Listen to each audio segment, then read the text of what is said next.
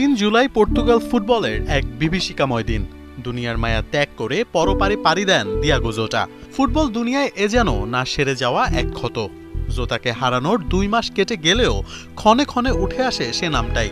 সেই স্রোত আবারও বইল পর্তুগালের স্কোয়াড ঘোষণার পর। জোটার মৃত্যুর পর এই প্রথম নিজেদের দল ঘোষণা করল পর্তুগাল, যেখানে স্বাভাবিকভাবেই নেই তার নাম।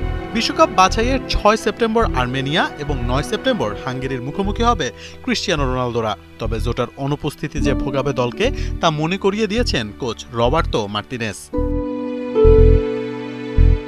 ঘটনাটা এমন নাও হতে পারত। বিশ্বকাপ বাছাইয়ের ম্যাচে হাস্যোজ্জ্বল জোটা থাকতো ক্যাম্পে, কিন্তু ভাগ্য বড়ই নির্মম, বাস্তবতা বড্ড কঠিন। সেই বাস্তবতাকে একদিন সবারই মেনে নিতে হবে।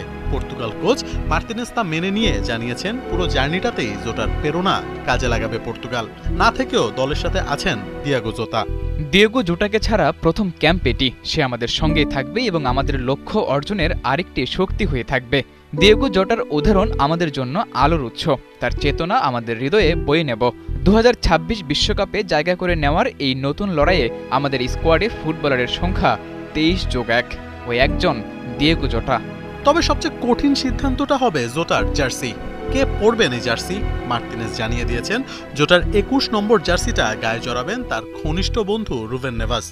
দুজনের বন্ধুত্বের কথা অনেকেরই জানা।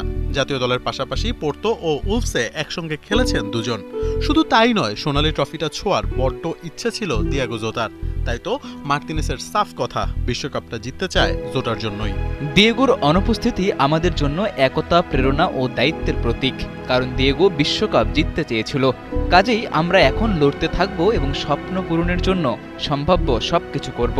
আমি এটাও জানাচ্ছি যে দিয়েগো জোটার 21 নম্বর জার্সি এখন পাচ্ছে রুবেন নেভাস। কাজেই এই জার্সি আমাদের সঙ্গে মাঠে থাকছে। বন্ধুর জার্সি পেয়ে আবেগঘন স্ট্যাটাস দিয়েছেন নাভাসও। জানিয়েছেন প্রতিটি মুহূর্তেই তার সঙ্গে থাকবেন তার বন্ধু দিয়াগো জোটা। যখন জাতীয় দলে যাব আমি, তখনও তুমি থাকবে আমার পাশে। ডিনার টেবিলে, বাসে, প্লেনে, সব জায়গায় তুমি থাকবে আমার পাশে, সব সময়ের মতোই। আমরা একসঙ্গে হাসবো, নানা পরিকল্পনা করব, পরস্পরের সঙ্গে জীবন কাটাবো বরাবরের মতোই। বন্ধুত্ব বোধহয় একেই বলে। মোহাম্মদ আদনান, ৭১।